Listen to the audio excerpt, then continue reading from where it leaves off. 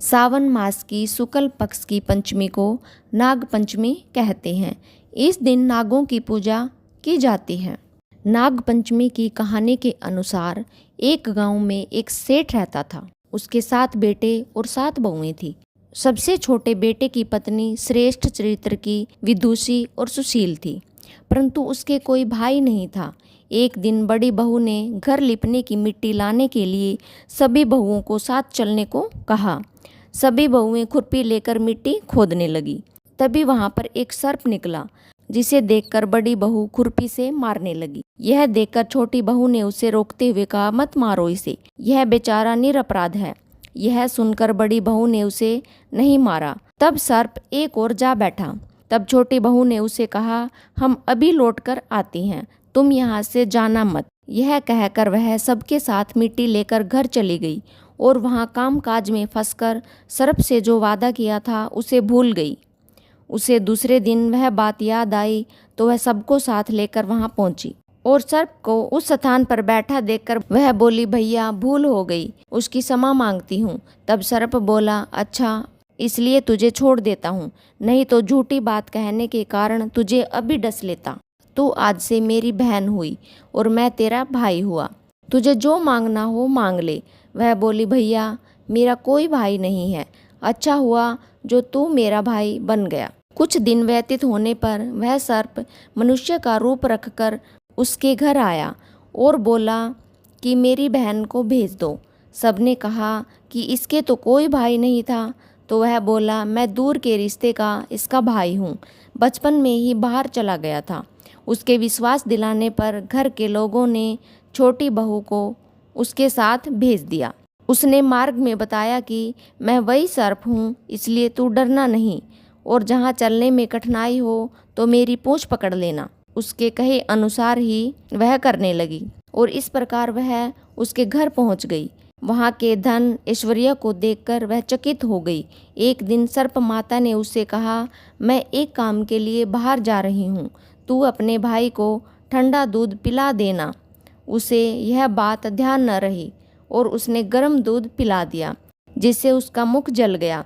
यह देखकर सर्प की माता बहुत क्रोधित हो गई, परंतु सर्प के समझाने पर चुप हो गई। तब सर्प ने कहा कि बहन को अब इसके घर भेज देना चाहिए।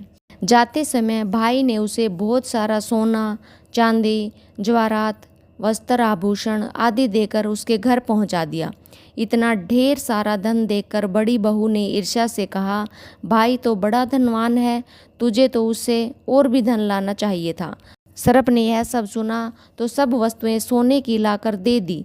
यह देखकर बड़ी बहू ने कहा, इन्हें झाड़ने के लिए झाड़ू भी तो सोने की होनी चाहिए। तब सर्प ने झाड़ू भी सोने की लाकर दे दी। सर्प ने छोटी बहू को हीरा मणियों का एक अद्भुत हार भी दिया। उसकी प्रशंसा उस देश की रानी ने भी सुनी और वह राजा से बोली कि सेठ की छोटी बहू का हार लाकर दो। राजा ने मंत्री को हुक्म दिया कि उसे वह हार लेकर शीघ्र उपस्थित हो। मंत्री ने सेठ जी से जाकर कहा कि महारानी जी छोटी बहू का हार पहनेंगी, वह उसे लेकर मुझे दे दो। सेठ जी ने डर के कारण छोटी बहू से हार मांग कर दे दिया। छोटी बहू को यह बात बहुत बुरी लगी।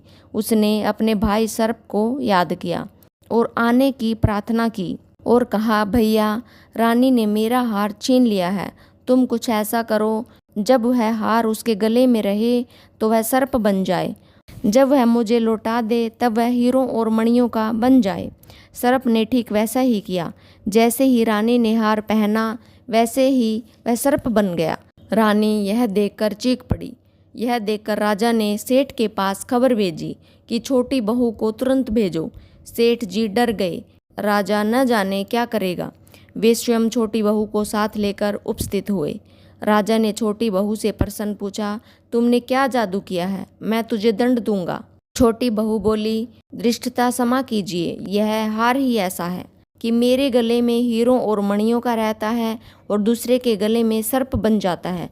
यह सुनकर राजा ने वह सर्प बना हार उसे देकर कहा, अभी पहनकर दिखाओ।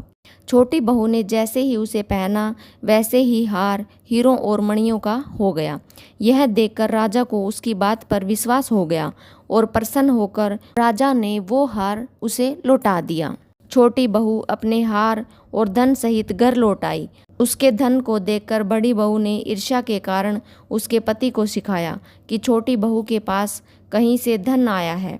यह सुनकर उसके पति ने अपनी पत्नी को बुलाकर कहा, बताओ तुम्हें यह धन कौन देता है। उसी समय सर्प ने प्रकट होकर कहा, यदि कोई मेरी धर्म की बहन के आचरण पर संदेह प्रकट करेगा तो मैं उसे काट लूँगा। यह सुनकर छोटी बहू का पति प्रसन्न हुआ और उसने सर्प देवता का बड़ा सत्कार किया। उसी दिन से नाग पंचमी का त्यौहार मनाया जाने लगा और स्त्रियां सर्प को भाई मानकर उसकी पूजा करने लगी। ये थी नाग पंचमी की कहानी। नाग देवता की जय हो। नमस्कार। आपका दिन शुभ हो।